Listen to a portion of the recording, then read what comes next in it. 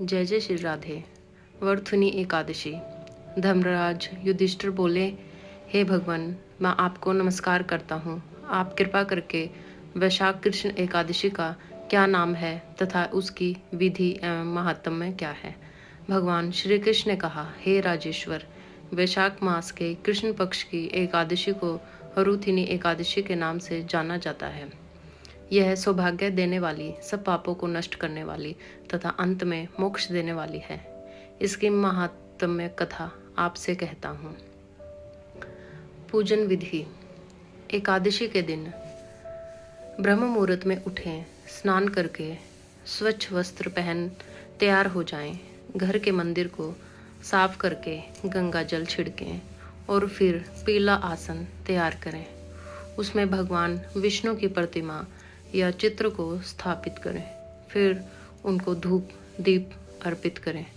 फिर एकादशी व्रत का संकल्प लें और भोग लगाएं। उसके बाद एकादशी व्रत कथा करें। व्रत कथा। प्राचीन काल में नर्मदा नदी के तट पर माधांता नामक राजा राज्य करते थे। वह अत्यंत दानशील तथा तपस्वी थे। एक दिन जब वह जंगल में तपस्या कर रहे थे, तभी न जाने कहां से एक जंगली भालू आया और राजा का पैर चबाने लगा। राजा पूर्ववत अपनी तपस्या में लीन रहे। कुछ देर बाद पैर चबाते चबाते भालू राजा को घसीटकर पास के जंगल में ले गया। राजा बहुत घबराया, मगर तापस धर्म अनुकूल उसने क्रोध और हिंसा न करके भगवान विष्णु से प्रार्थना की। करुण भाव से भगवान विष्णु को पुकारा। उसकी पुकार सुनकर भगवान श्री हरि विष्णु प्रकट हुए और उन्होंने चक्र से भालू को मार डाला। राजा का पैर भालू पहले ही खा चुका था। इससे राजा बहुत ही शोकाकुल हुए। उन्हें दुखी देखकर भगवान विष्णु बोले, हे वत्स, शोक मत करो। तुम मथुरा जाओ और वर्धुनी एकादशी का व्रत रखकर मेरे वराह अवतार मूर्ति की पूजा करो। उसके प्रभाव से पुनः सुदृढ़ अंगों वाले हो जाओगे। इसी भालू ने तुम्हें जो काटा है, यह तुम्हारे पूर्व जन्म का अपराध था। भगवान की आज्ञा मानकर राजा मांधाता ने मथुरा जाकर श्रद्धापूर्वक वर्धुनी एकादशी का व्रत किया।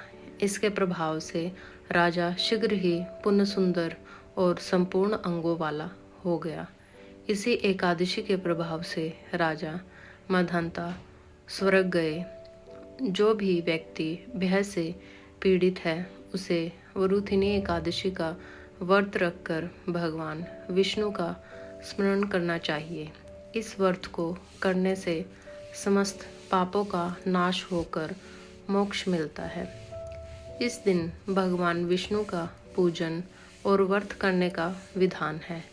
ऐसा करने से घर में सुख समृद्धि आती है, सभी पापों का नाश होता है, मोह माया के बंधन खत्म हो जाते हैं और मृत्यु के बाद मोक्ष मिलता है।